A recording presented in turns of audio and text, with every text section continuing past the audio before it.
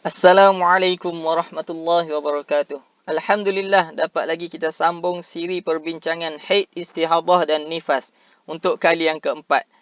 Untuk kali yang keempat ini kita akan membincangkan 7 salah faham tentang haid yang kebanyakannya berlaku dalam kalangan wanita. Baik, salah faham yang pertama. Darah keluar kurang daripada sehari. Ada yang menganggap itu adalah sebagai haid. Contohnya darah keluar 4 jam je. Terus dianggap sebagai haid. Pembetulannya, haid paling pendek ataupun tempoh paling pendek ataupun minimum bagi haid adalah sehari semalam. Sehari semalam 24 jam.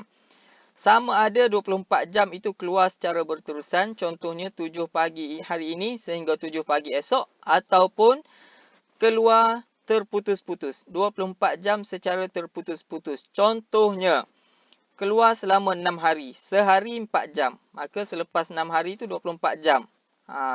Itu juga adalah haid minimum.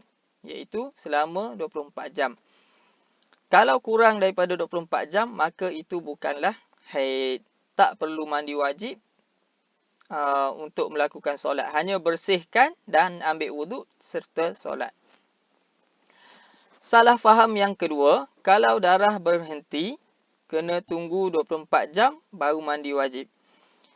Pembetulannya, menurut Imam Nawawi, dan ini merupakan pendapat yang muktamad dalam mazhab Syafi'i, kalau darah berhenti, kita hukumkan dengan zahir. Bila darah sudah tiada, maka itu bukan lagi haid. Maka perlu dibersihkan dan mandi wajib serta solat. Adapun kalau darah belum mencukupi 24 jam macam tadi, macam salah faham yang pertama tadi, maka tak perlulah mandi. Hanya bersihkan dan ambil wuduk serta solat. Tak perlu tunggu 24 jam. Pembetulan. Salah faham yang ketiga, maaf. Darah haid berhenti waktu asar. Kena solat asar. Betul sebenarnya, kena solat asar. Bila contoh darah dah berlalu 6 hari, hari ni waktu asar, haid berhenti. Maka kena solat asar. Betul. Tapi bukan hanya solat asar. Seseorang itu juga perlu qada solat zuhur yang sebelum asar itu. Kenapa? Kerana asar itu boleh dijamakkan dengan zuhur. Begitu juga dengan solat isyak. Sekiranya seseorang berhenti darah dalam waktu isyak, perlu diqada juga solat maghrib. Salah faham yang keempat. Darah haid keluar waktu asar, maka kena qada zuhur. Contohnya hari ni, dia dah solat zuhur. Tiba-tiba dalam waktu asar, darahnya mula keluar. Bila darahnya mula keluar, dia mengatakan di akhir haid dia nanti, bila haid dah suci nanti, dia perlu qada solat zuhur yang tadi. Yang dia dah buat tadi. Sebenarnya dia keliru dengan salah faham yang tiga tadi, dengan pembetulan yang ketiga tadi. Sebenarnya untuk darah haid yang keluar waktu asar tadi, dia tak perlu qada solat zuhur kerana dia dah laksanakan solat zuhur. Berbeza dengan pembetulan yang ketiga tadi. Okey, salah faham yang kelima, berhenti haid selama 10 hari. Contohnya dia dah keluar haid selama 5 hari dan berhenti selama 10 hari. Lepas tu keluar semula. Dan dia terus menganggapnya darah yang baru keluar itu sebagai haid yang baru. Ini tidak tepat. Pembetulannya, tempoh suci antara dua haid ialah 15 hari, 15 malam. Contoh tadi dah keluar 5 hari. Dia perlu suci selama 15 hari, 15 malam. Barulah darah yang seterusnya keluar itu dianggap sebagai haid. Ini adalah tempoh suci minimum. Tempoh suci minimum. Paling pendek tempoh suci. Tempoh suci boleh jadi 60 hari, 70 hari. Tak kisah. Tapi yang paling pendek kena 15 hari. Paling sedikit 15 hari. Baru darah yang keluar semula itu dianggap sebagai haid yang kedua.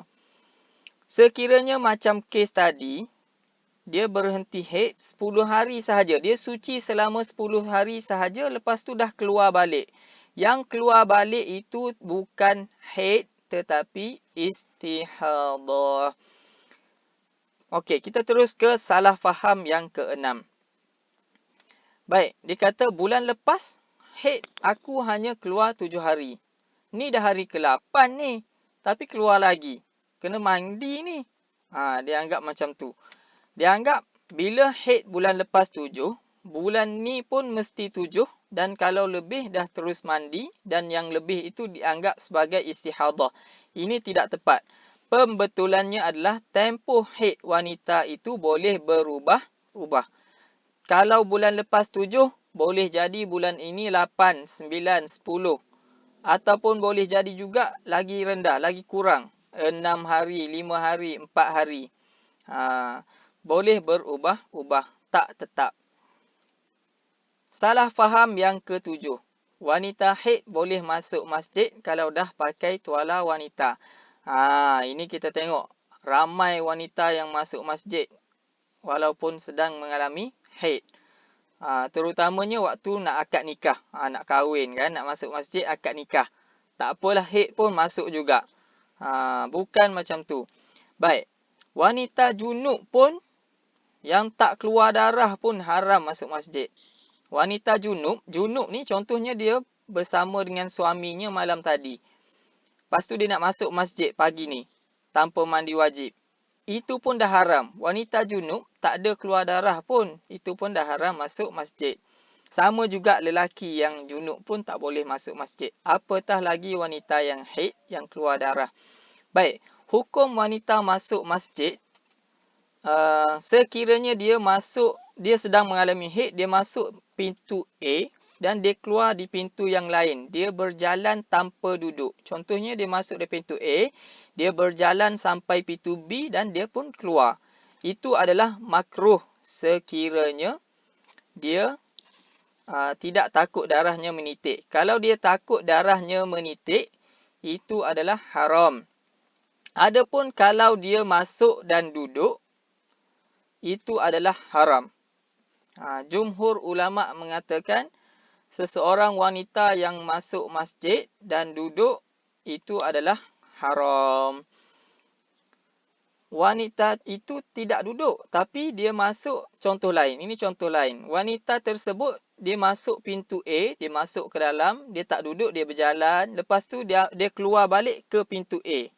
Dia masuk dan keluar dengan pintu yang sama. Ini juga haram. Tak sama dengan kes dia masuk pintu A, dia keluar pintu B. Itu adalah murur, lalu dalam masjid.